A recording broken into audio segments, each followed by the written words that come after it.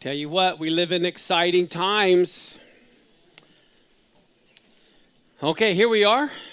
And again, we are currently about to end Act 2, which is chapter 2, verse 8 through chapter 3, verse 5. The shepherd has been calling. She falls asleep. And if you remember, we closed last week where she says, "By night, on my bed, I sought him." Okay, I can just see her laying in bed. "Hey, honey, where are you?" And can't find him. She's looking under the covers. Which way did he go? Which way did he go? She was expecting him to come to her every beck and call. She didn't want to go with him to work the harvest. She wanted to stay within the four walls of the house, enjoy all the blessings. And she knew that he would just be there. But guess what? He's out working. We see on your notes, Song of Songs, chapter 3, verse 1 and 2, it says, "By night, on my bed, I sought him." Boy, that's really looking for somebody. That's looking really hard. You know, are you there? Are you there? Under the covers. You know, and she claims to love him. And so a second time she says, "I sought him, but I found him not." We got to realize there is a time when the Lord can be found, and there's a time when he's not there. How many of you get frustrated when you try to call somebody and you don't pick up the phone?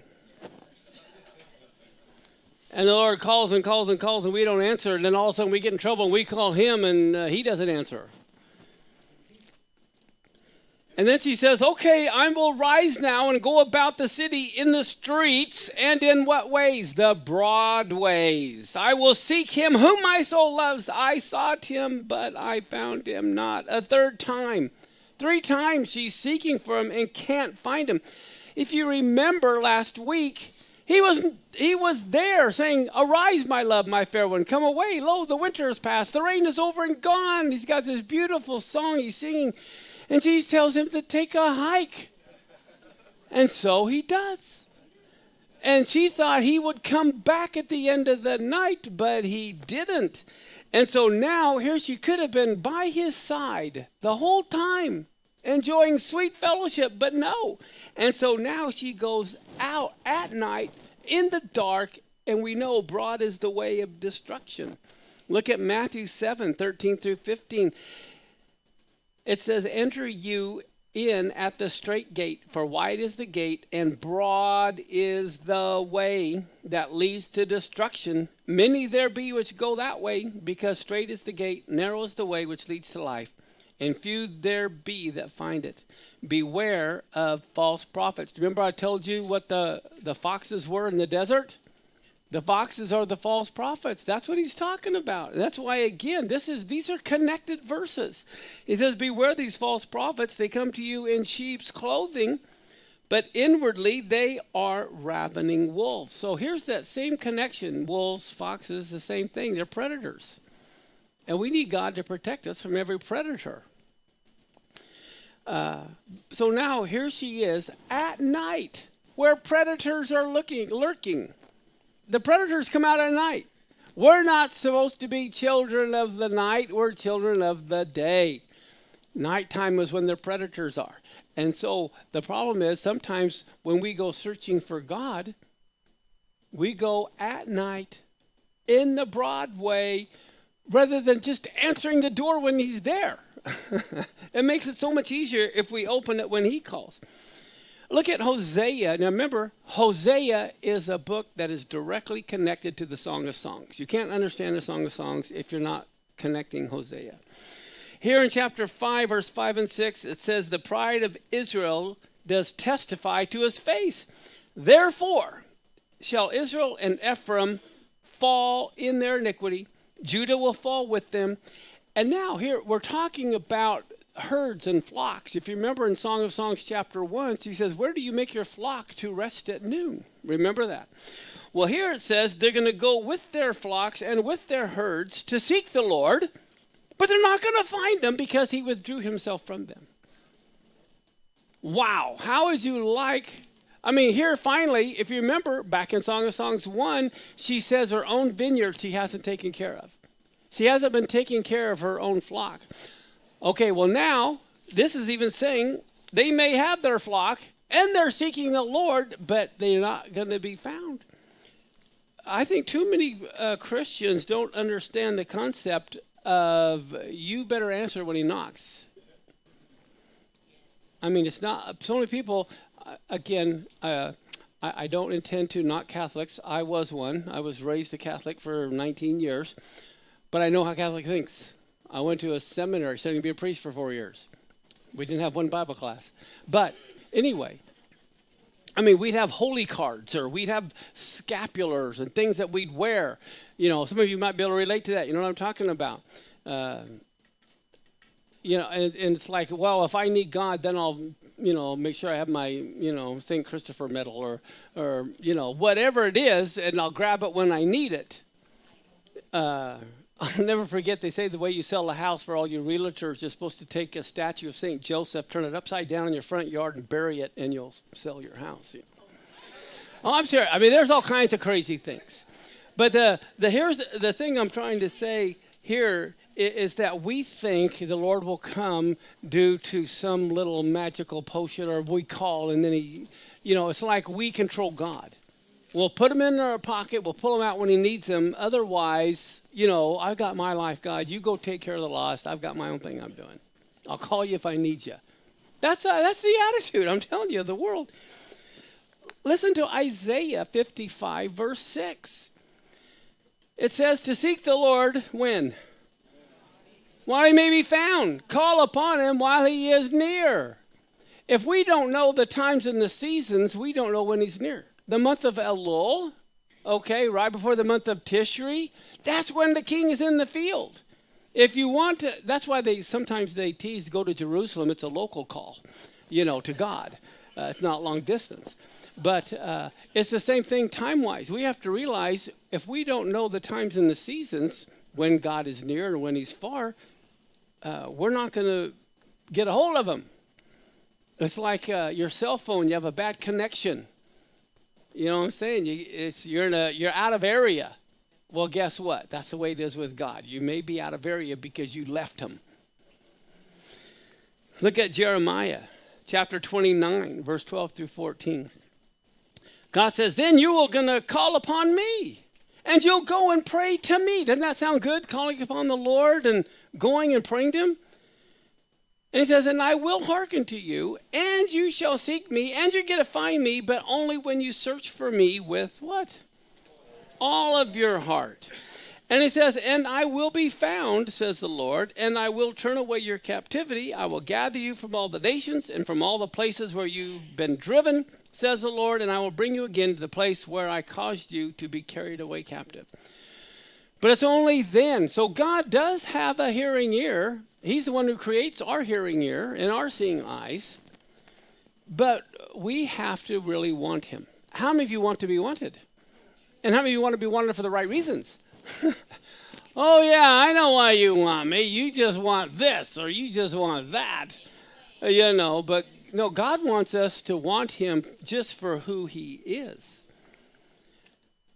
In 2 Chronicles chapter 15, the second half of verse 2 through 4, it says, the Lord is with you while when you're with him. I'll be with you if you're with me. I can't help forget, you know, you going somewhere, yeah, she's with me. No, you're with me. You know, who is the one that's leading this dance? And then it says, he will be found of you, but if you forsake him, he will forsake you.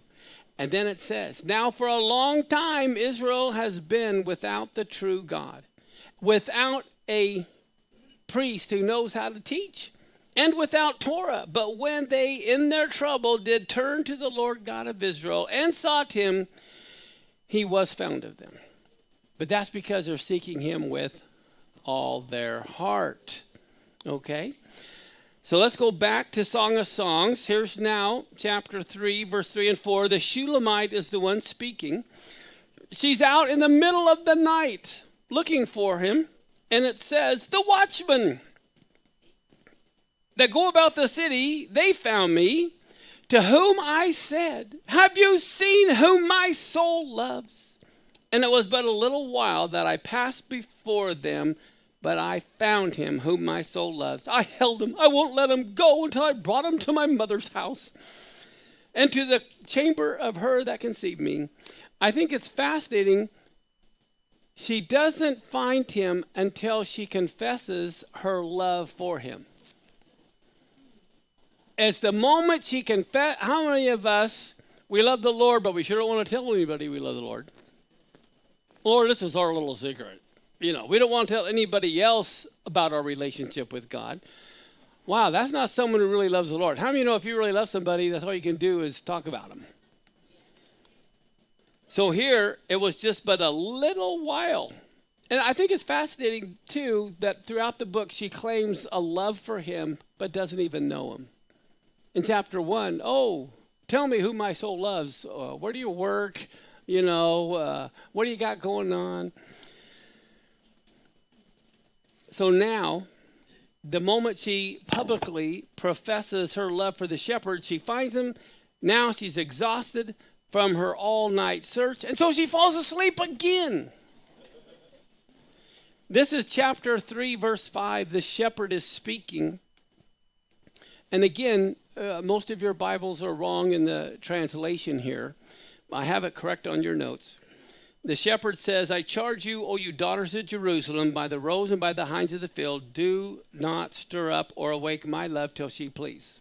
So she has gone to sleep again after her all-night desperate search looking for him. But isn't that the state of the church today? Always falling asleep. And then the Lord comes and they wake up for a little bit and then they fall asleep again. Okay, so that brings us now to the next act. We are now in Act 3, which is chapter 3, verse 6. And it goes through chapter 5, verse 2, and we find her true heartfelt search begins, and then she falls asleep again. That's how it ends. It's just this constant waking up and falling asleep. So here we go. She wakes up, and what do we find in verse 6? It says, who is this that comes out of the wilderness like pillars of smoke, perfumed with myrrh and frankincense, with all powders of the merchant? So I got this little picture here. It's like the daughters of Jerusalem. Okay, they're speaking and they're wondering, who is this that's coming up out of the wilderness? Who is this with all the powders of the merchant? This is Solomon. He is not feeding the sheep. He's feeding on the sheep. Big difference. He doesn't feed the flock. He fleeces the flock. Okay, this is Solomon on the hunt for prey in the middle of the night. I'm going to jump. I jump ahead and I jump back because I like to show you these parallels at the time. And she says, who is this coming out of the wilderness?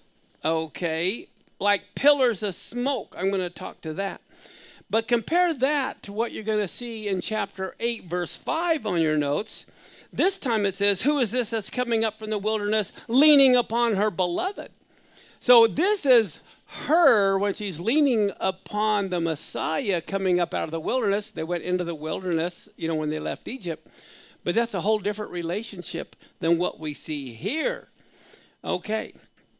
Now, what's fascinating, it says, and this refers to Solomon, you're going to see, who's coming up out of the wilderness like pillars of smoke. That's not the same Hebrew word as the pillar of cloud. Pillars of smoke here, the Hebrew word for smoke is ashan, which implies anger. Okay, so this is Solomon coming out of the wilderness and he's angry. And the same words, pillars of smoke, is used in Joel chapter 2, verse 30, where God says, I will show you wonders in the heavens and the earth, blood and fire and pillars of smoke.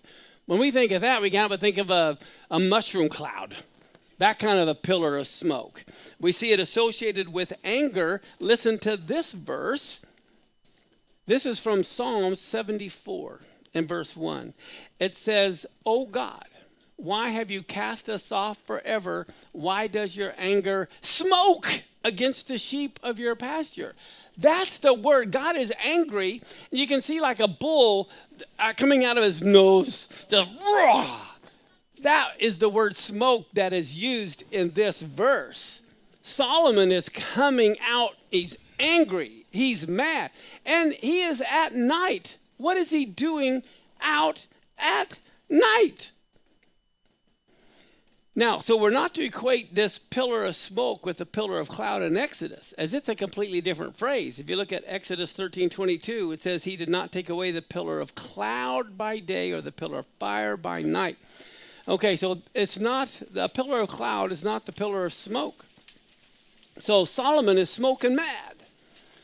And so what do we see?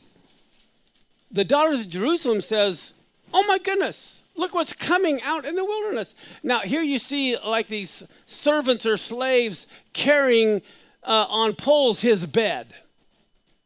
What in the world? Listen to this.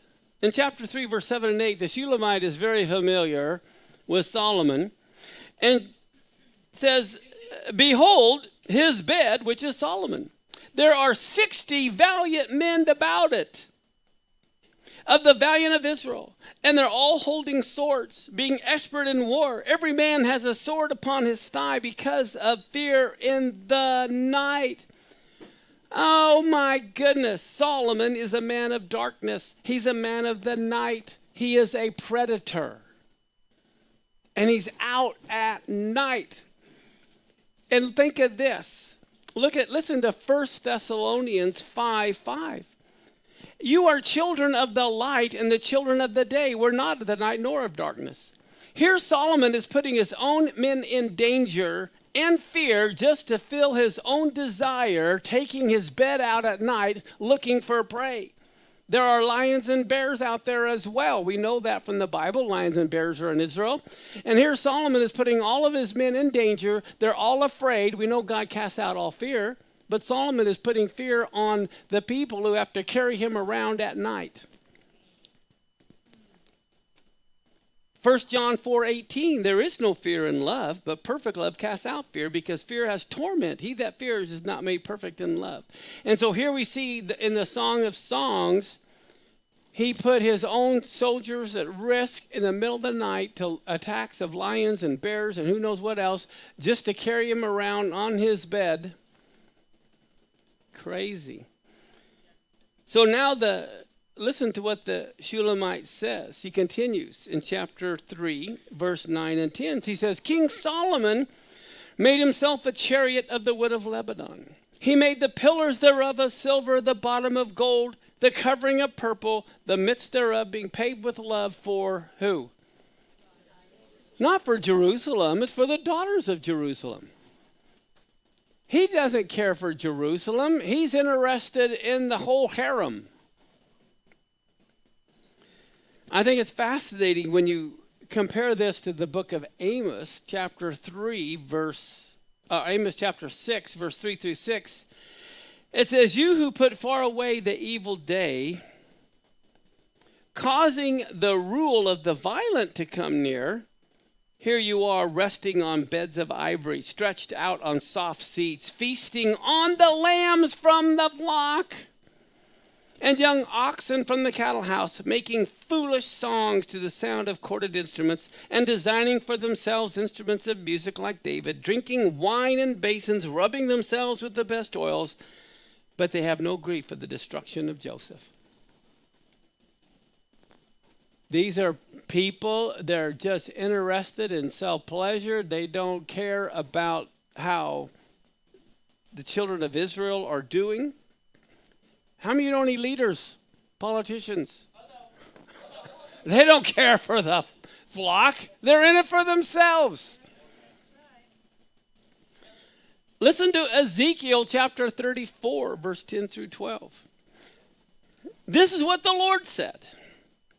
See, I am against the keepers of the flock, and I will make search and see what they have done with who?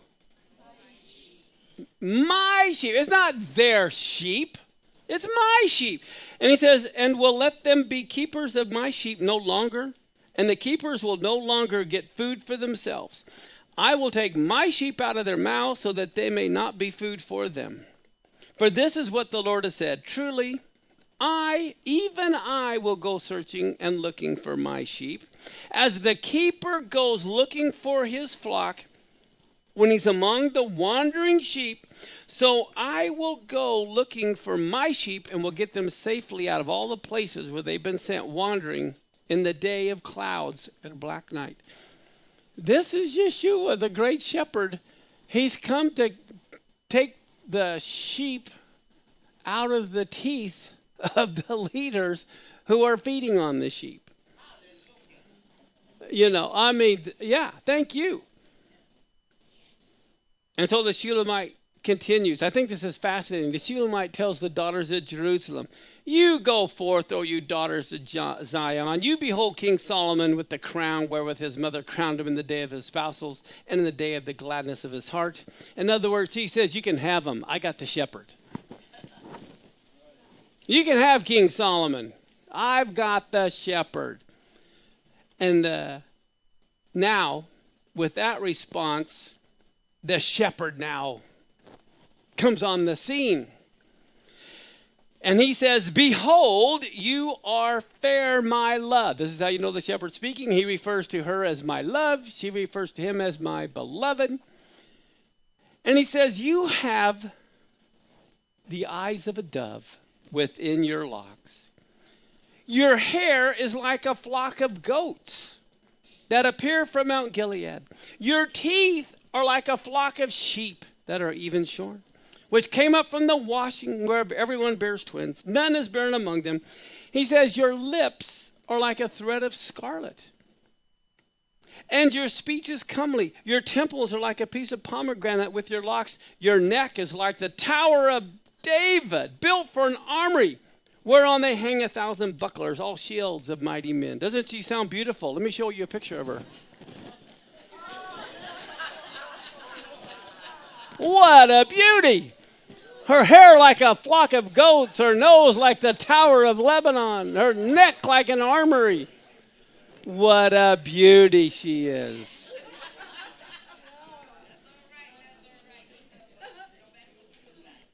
Now, if you remember back in the Song of Songs chapter 2, verse 17, when he's lovingly wooing her and calling her as she wakes up, and she slept all winter. She went into hibernation, I remind you. She tells him to come away. Or he asks her to come away with him. But she tells him to take a hike. In chapter 2, verse 17, she says, well, until the day break and the shadows flee away, go away, my beloved, and be like a roe or young hart upon the mountains of Bether, or separation. So that's what he does. So that's how we ended last week. And then this week she wakes up at night and she says, I'm trying to find him. Where is he? He's gone. Well, you told him to take a hike, so he did. And so now listen to what the shepherd says. This time he says, until the day break and the shadows flee away, I'll tell you where I'm going. I'm going to the mountain of myrrh and to the hill of frankincense. Oh, wait a minute. Where is the mountain of myrrh that he's talking about? Guess what, guys? It's Mount Moriah. Mount Moriah and myrrh is the same words, the same root words. As a matter of fact, here is a frankincense tree that's in Oman. It's the only region of the world where frankincense thrives. Here's a picture of a myrrh tree in Ethiopia. Now there's myrrh, the mem, the vav, and the resh. Well, guess what? That is Moriah. And you see the first three letters is the same. So when he says he's going to the mountain, this also speaks of the mountain of death. That's why when Yeshua died, they put frankincense and myrrh. Okay, he says, I'm going to go die for you. He says, that's my plan. That is where I'm going. Okay, myrrh was connected to death. It was connected to the sacrificial system. And the purpose of myrrh was to cover the smell of death. Here we're talking about the ashes of the red heifer. Well, myrrh covers that smell of death. When you see in the Gospel of John, chapter 19, verse 39, it says, after Messiah died, here comes Nicodemus, which at the first came to Jesus by night, brought a mixture of myrrh and aloes, about 100-pound weight, because that's what you do. What's fascinating, the sacrifice of Isaac also happened on Mount Moriah. And the scarlet thread is also connected to the redemption story as well. The Magi, if you remember, brought gold, frankincense, and myrrh. That scarlet thread is also used in the curtains of the tabernacle, and it was also used in the priestly garments, a scarlet thread. So I think it's fascinating that it says your lips are like a thread of scarlet. She's speaking of the sacrifices of the Messiah. Let me tell you a little bit about frankincense, because the mentioning of frankincense and myrrh, this is where Messiah is headed. Frankincense has earned its title as the king of oils because of its versatility. When used topically, frankincense touts powerful anti-aging properties. It promotes cellular function and the appearance of healthy-looking skin, evening out skin tone, minimizing blemishes, and used for healing wounds. How about myrrh? Myrrh is an antiviral, anti-inflammatory, antifungal, antimicrobial, antiseptic, astringent, a decongestant, a digestive aid, and expectorant, respiratory stimulant, sedative, tonic, and also supports wound healing. Is it? This is frankincense. And what do we know? When Messiah died, he brought all of these healing things for us. Frankincense and myrrh are both tree resins or gummy sap that oozes from the bark of the two different trees that are native to the Arabian Peninsula and Northeast Africa. They say incisions are made in the bark of the tree during important times of the year, and then the sap pours out. It says here that the sacred trees that produce frankincense and myrrh are almost impossible to grow outside of the Arabian Peninsula, which meant they were constantly in short supply and high demand. According to a famous Roman historian, the sap made the Arabians the richest people on earth by Jesus' time. It was more valuable than gold. That's why they got gold, frankincense, and myrrh. And so what the great shepherd is telling the Shulamite, he's not headed to the mountain of separation from her. He's headed to the mountain of sacrifice for her.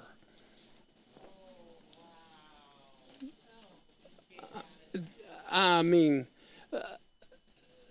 so I think it's interesting too in Luke 9, verse 51, it says, it came to pass when the time was come that he should be received up or die, he steadfastly set his face to go to Jerusalem. And he says, I'm focused. I'm going to Jerusalem. I'm going to go there even if it kills me. Literally. And so now, when you think about this, he says, I'm going to the hill of frankincense and myrrh, and we know it gets rid of blemishes and produces healing. Listen to what he says, the shepherd to her, chapter 4, verse 7. You are all fair, my love. There is no spot in you. And this is because of the frankincense and the myrrh that he's going to be healing her with. In the Song of Songs, chapter 4, I think this is interesting. In verse 8, now what do we find him? This is the shepherd speaking to the Shulamite. I didn't put that on there, but that's who's speaking. And he says, come with me from Lebanon, my spouse, with me from Lebanon.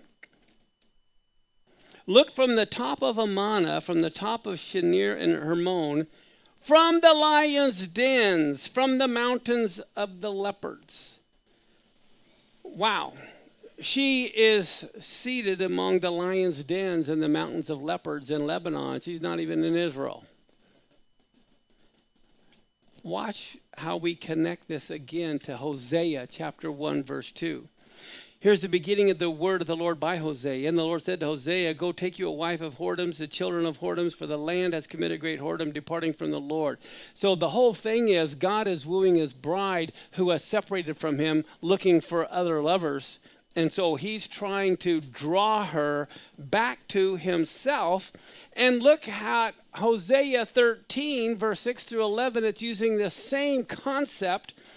It says, according to their pasture, so were they filled, and their heart was exalted, and that's why they've forgotten me. They were blessed. I blessed them, and as soon as I blessed them, they forgot me. He says, therefore, I will be to them as a lion, and as a leopard I will observe them. That's what we just got done reading from the lion's dens and from the mountains of the leopards. That's where Messiah is, and as a lion and as a leopard, he's watching Israel to see if they're going to make any shadow of turning toward him. He says, I'm going to meet him as a bear that is bereaved of her whelps, and I will rend the call of their heart, and there I will devour them like a lion. The wild beast shall tear them. And then he says, O Israel, you have destroyed yourself. But in me is your help. I will be your king. Do you remember? I told you this whole book is about God wanting Israel to go away from a human king back to him as their king.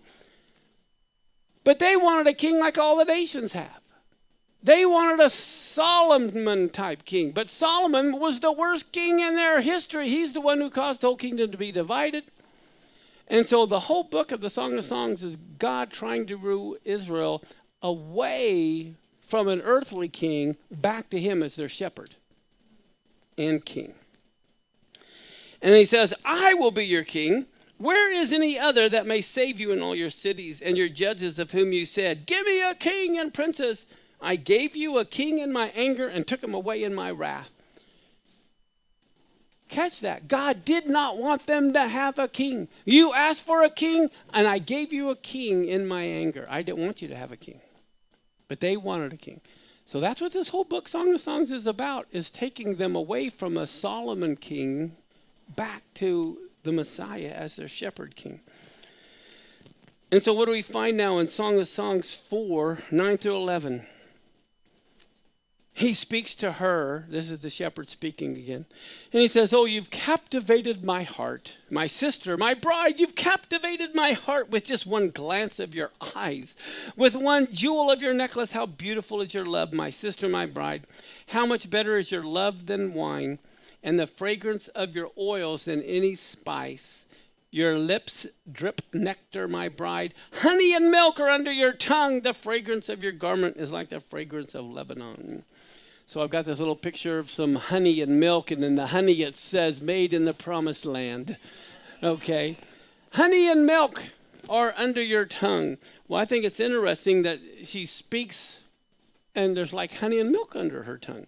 Well, I think it's interesting in Deuteronomy chapter 31, verse 20 through 22, God says, when I brought them into a land that is flowing with milk and honey that I swore to give your fathers, and guess what? You've eaten and are full and grown fat, and you're going to turn to other gods and serve them and despise me and break my covenant. And when many evils and troubles have come upon them, this song shall confront them as a witness, for it will live unforgotten in the mouths of their offspring.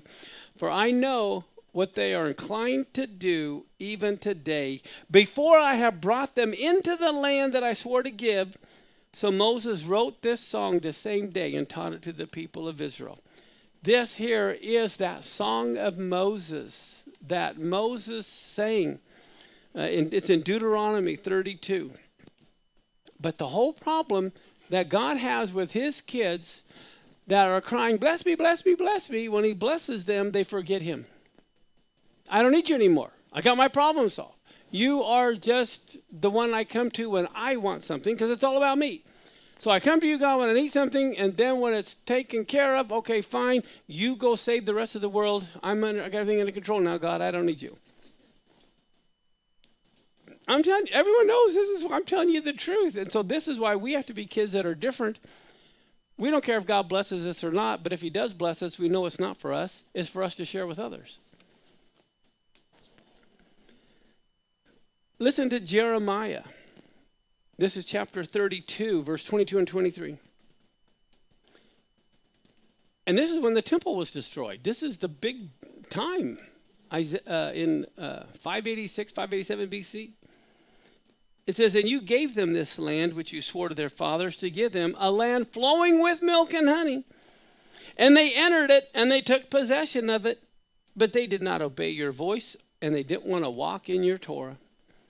They did nothing of all you commanded them to do. Therefore, you have made all this disaster come upon them. People ask, God, why? Because you don't listen to what I say. Don't stick your hand in the blender. Oh, yeah, God, why did you do this to me? I didn't. I told you, don't stick your hand in the blender.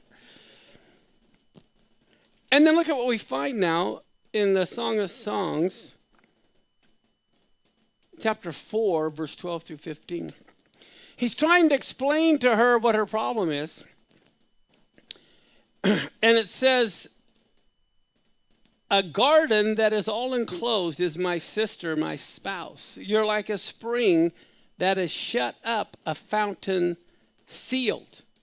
Your plants are an orchard of pomegranates with pleasant fruits, camphire with spikenard and saffron, calamus and cinnamon, with all the trees of frankincense and myrrh and aloes, with all the chief spices. A fountain of gardens, a well of living waters and streams from Lebanon. But the problem is here, God says, I made this as living, running water. But guess what? You keep everything to yourself. And so therefore, you're a fountain shut up. It's all stagnant. Everything is getting polluted. You need to allow everything to flow. The problem, he says, building my kingdom isn't a priority for you. You're trying to build your kingdom. And you see that among a lot of churches too. They're more interested in building their kingdom than God's kingdom. He says the blessings have to flow from you and through you to others. God blesses us not for us. He blesses us so we can bless others. So with that said, let's stand.